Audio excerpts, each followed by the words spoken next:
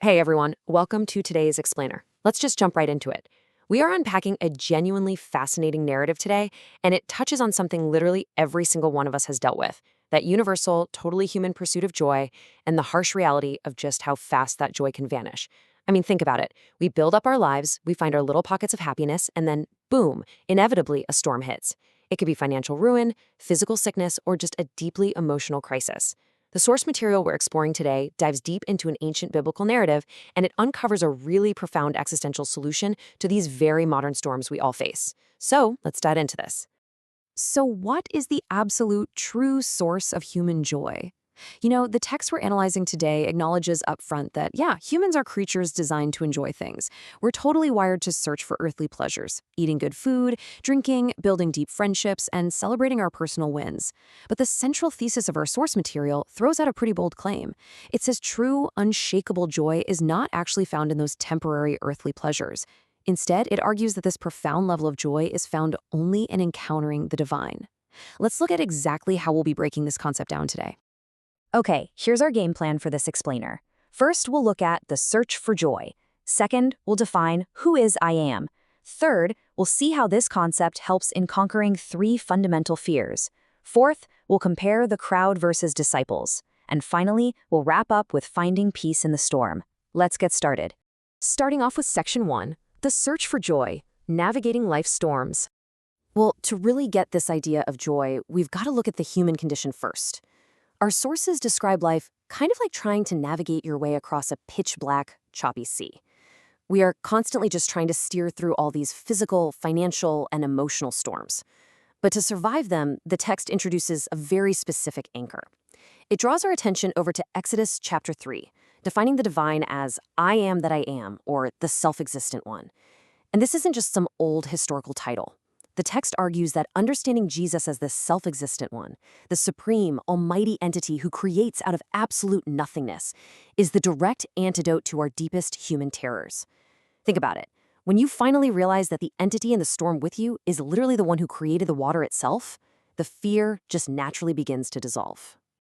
Which brings us to Section 2, Who is I Am, the self-existent creator. Now, the source material spends a good chunk of time diving into the theology of creation, and it makes an absolutely crucial distinction right here. God isn't just taking existing chaos and organizing it. No, he creates out of absolute nothingness. The text actually contrasts this infinite I am with us finite human creators, because humans create too, right?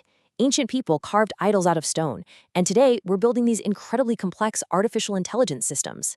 But the sources point out this massive irony. We human creators incredibly quickly become overwhelmed by the vastness and the sheer speed of our own creations. We literally can't even keep up with the information our AI absorbs. The text suggests that if God were not the ultimate I am that I am, he'd be overwhelmed by his vast universe too. But he isn't. So how does this absolutely limitless being connect with humanity? Well, the text points straight to the incarnation of Jesus as the ultimate proof of this I am identity. It explains that in the incarnation, that divine essence remained completely 100% unchanged while simultaneously becoming fully human. Mind-blowing, right? Only the true self-existent one could pull that off, existing eternally as both true God and true man without losing an ounce of his boundless nature. All right, moving into Section 3, conquering three fundamental fears, the antidote to the human condition. So now that we've wrapped our heads around who the I am is, the text takes us to that famous story in John chapter 6, Jesus walking right on top of the stormy Sea of Galilee. It uses this to show how he systematically dismantles three core human fears when he steps into the storm. First, the fear of physical death. Second, the fear of hell and judgment. And third, a deep existential emptiness. Let's unpack how the text addresses each of these one by one. Okay, fear number 1, physical death. Genesis throws it right at us. For dust you are, and to dust you shall return. The source material notes how modern society bends over backward, trying to soften that blow. We come up with all these human philosophies, we talk about facing a dignified death, or we try to frame it as the final step of self-actualization. But the text doesn't sugarcoat it at all. It's blunt. Death is inherently terrifying because it's the literal dissolution of the physical body. All our neat human philosophies completely fail to cure the terrifying reality of our bodies returning to dust. But then, Right in the absolute thick of this raging storm, with death literally staring them in the face, the disciples hear these words, "It is I, do not be afraid." The text explains that these words from Jesus offer the ultimate comfort because they aren't just a pep talk. They heavily foreshadow something much bigger. They foreshadow his resurrection. And that resurrection permanently conquers the fear of physical death by providing a rock-solid promise of true peace and actual life beyond the grave. Right, moving on to the second fear, the fear of judgment. The narrative says the disciples were absolutely terrified when they saw Jesus out there on the water. And our source text suggests this wasn't just them being spooked by what they thought was a ghost. No, this terror actually mirrors the profound dread a sinner feels when standing completely exposed and alone before a holy, powerful God. That terrifying majesty of the I am that I am, piercing through the chaos of the storm, completely exposes our deep-seated fear of judgment and divine authority.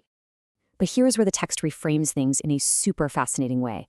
It argues that feeling this spiritual trembling, that gut-wrenching dread of judgment, is actually a reason to rejoice. I know, it sounds crazy, but why? Because it's absolute proof that you are actively encountering God. You're standing right in front of him, which means you are perfectly positioned to hear his merciful, calming voice cutting through the wind to say, "Do not be afraid."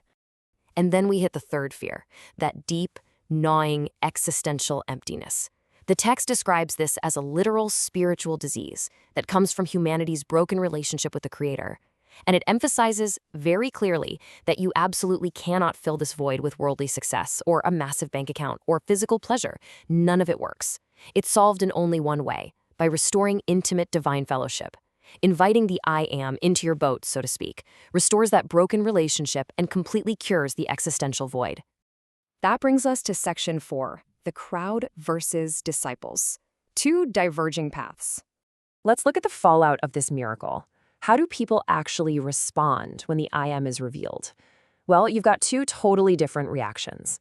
On one side, you have the huge crowd. They just saw the amazing miracle of the loaves and fishes, and they are chasing Jesus down purely to get their stomachs filled. They sought physical bread and worldly miracles, just completely missing the bigger spiritual reality. On the flip side, you have the disciples. They just endured this terrifying storm and sought a genuine spiritual encounter. When Jesus challenged the crowd about seeking food that perishes, many of them literally just walked away because they didn't get the instant material wealth they wanted. So the crowd bails, and Jesus turns to his disciples and asks if they're going to leave too. And Peter just hits the nail on the head. He says, "Lord, to whom shall we go? You have the words of eternal life." The source material really highlights this exact confession to show us something crucial. The people who stick around are the ones who actually experience that divine presence in the middle of a terrifying storm. They are the ones who've actually found the true source of joy. Which leads us to our final section, peace in the storm, arriving at the destination. The text wraps up this whole biblical narrative with such a brilliant little detail. The second the disciples welcomed the I am into their boat, boom, they safely arrived at their destination. So I want to leave you with this provocative thought to chew on. What storm are you currently facing right now? Whether it's financial stress, health struggles, or family turmoil, the text challenges us to look way beyond the immediate crashing waves.